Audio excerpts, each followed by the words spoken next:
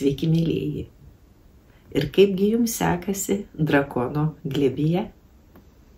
Jeigu skundžiatės, kad dar nesupratote, kuomgi čia tie drakono metai tokie geri, stebuklingi ir šviesus, nieko baisaus, taip ir turėtų būti. Pilnumoje drakonas pasireikš gegužės mėnesį. Būtent gegužė jūs suprasite, kodėl drakonas yra tas didysis džiaugsmas, sėkmė, kodėl būtent drakono metais visos svajonės pildosi. O kol kas drakonas tik skleidžia savo sparnus ir dar didysis jo skrydis tik bus. O ši savaitė, galinga savaitė, priešpilnis ir pilnatis, kuris tos šeštadienį 24 dieną vasario 14:30 min. Tad savaitė bus labai aktyvi, būsime kupini energijos ir jau pats laikas kibti prie svarbių darbų, spręsti sudėtingas problemas, turėsite jėgų, atkaklumo, užsispyrimo, sumanumo. Tiesa, pirmadienis, antradienis kiek ramesnės dienos. Toks laikas įsisiūbavimui. Mėnulis judės Vėžio ženklu ir patartina šiom dienom labiau koncentruotis į tuos darbus, kuriuos gerai žinote. Palanku tvarkyti senus užvilkintus reikalus, būtent dabar pavyks juos paskubinti. Na ir be abejo, šeimos, namų reikalai. Daugiau dėmesio skirkite būtent savo namam, artimiesiem. Būtent dabar tinka spręsti ir buitinės problemas. Ir tai tos dienos, kai daugiau dėmesio reikia skirti bendravimui su savais, su vaikais, o taip pat ir su savo tėvais, su seneliais. Būtent dabar pats laikas vaikam pasakoti apie giminės praeitį. Jeigu gyvenate didesniuose miestuose, tai tas laikas, kai gerai vaikus nuvesti į muziejų. Papasakoti apie savo miesto ar krašto praeitį, įdomesnius istorinius įvykius, žymius žmonės, kurie gimė tose vietovėse. Štai tokia savaitės pradžia. Pirmadienis, bene pati pasyviausia savaitės diena, tinkama užsiimti vien atidėtais darbais, užvilkintais reikalais. Ir tai tas laikas, kai galima taikytis.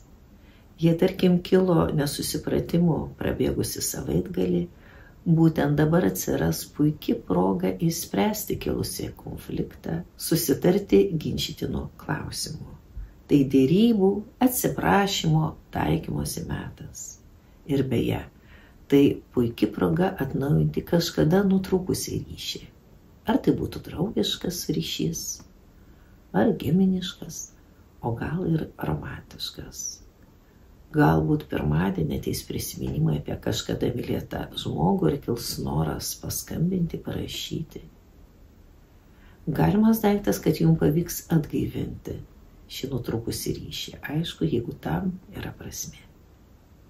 Antradienis jau aktyvesnis ir būtent ši diena itin gera dokumentų tvarkymų, kurie yra susijęs su namų ūkiu. Trečiadienis bus įdomus tuom, kad būsite itin sumanus, išradingi. Ir pirma dienos pusė labiau palanki bus vandens, žemės ženklų atstovam, antra jau ugnies ir oro ženklam gera. Pasistengkite trečiadienį kuo daugiau reikalų sutvarkyti, kad nieko svarbaus nereikėtų atidėti ketvirtadieniui. Pats savaitės vidurys, ketvirtadienis, dažniausiai tai sėkmingas metas, nesiejamas su Jupiteriu, kai reikia tvarkyti svarbius reikalus, bet šį kartą taip nebus.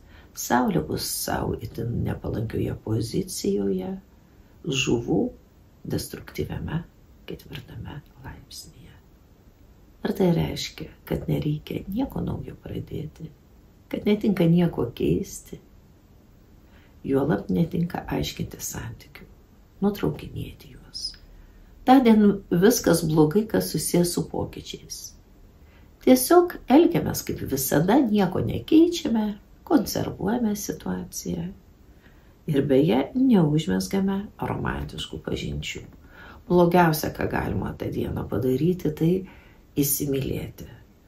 Na, bet nežinau, kaip čia uždrausti reikėtų savo to nedaryti, juolab, kad jau čia pavasaris ant kulnų ir pati diena, Venera bus susijungusi su Marsu, tiesiog kvies apsidairyti aplinkui ir išgirsti savo širdies balsą, o širdis gali plakti karštai.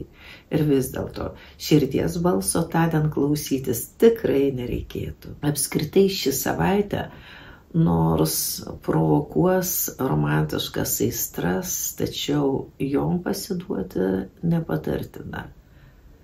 Būtent antrą savaitės pusę užsimezgę romantiški santykiai gali baigtis dramatiškai. O kokiosgi palankiausios dienos romantiškiam santykiam, tai pirmadienis, antradienis, trečiadienis. Šiom dienom verta būtent ir aiškintis meilės santykius, kažkokius tai nesutarimus, aptarti tai, kas jūsų netenkina santykiuose. Tai nebus pavojinga, jūs rasite kažkokį susitarimą. Ir kažką koreguoti santykiuose, ko gero, labiausiai pavyks, jeigu pokalbis bus trečiadienį jau po pietų, maždaug po 14 valandos ir iki vakaro truks toks laikas, kai galima kažką sėkmingai pakeisti netikusiuose santykiuose. Na ir kaip minėjau, ketvirtadienis sudėtingas, jau nieko nejudiname, neaptarinėjame. Veiklai, o ypač naujų darbų pradžiai, pats geriausias laikas bus penktadienis. Visa darbo diena. Net iki 16 valandos 16 minučių truks 14 mėnulio para. Ir kaip žinia, tai pats geriausias laikas per mėnesį naujų darbų pradžiai. Na, vėliau sudėtingas laikas, prasideda įtemptas jau pilnaties metas, 15 mėnulio diena, kai daugėja nesutarimų, įtampa stipri, emocijos sunkiai kontroliuojamos. Ir tada be abejo yra svarbu būti ramioje aplinkoje, uždrausti savo kaip nors dramatiškai reaguoti į tai, kas vyksta. Be abejo jau nebesiaiškinti jokių santykių. Na, o jeigu jums kyla klausimas, ar tinkamas laikas penktadienio vakaras, paprastai tradiciškai šis laikas būna pramogos, svečiai, šventimai, romantiški pasimatymai, dėja sakyčiau ne. Vis dėlto tai nepalankiai kritinė mėnulio para, kai verta leisti laiką ramiai, savų rate, nešvenčiant. Na ir savaitgalis. Dėja, abi savaitgalio dienos sudėtingos. Štai šeštadienis.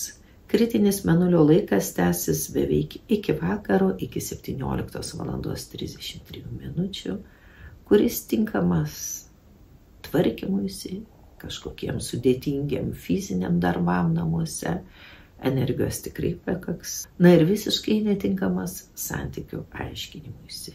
Tai tas laikas, kai geriau nieko nekritikuoti, nepatarinėti, ir mokėti su jumoru reaguoti į galbūt ne visai malonų žodį mūsų atžvilgių. Nesureikšminkite išgirstų dalykų, kurie jūs netenkins. Tai tas metas, kai tyla gera byla. Na ir mėnulis mergelė ženklė, tai be abejonės puikus laikas tvarkymuisi ir įvairioms sveikatingumo procedūroms. Tiesa, norėtųsi atkreipti dėmesį į šeštadienio vakarą. Tai nuostabus, labai švarus pilnaties metas, 16 mėnulio diena, kai manoma maldos eina tiesiai į dangų.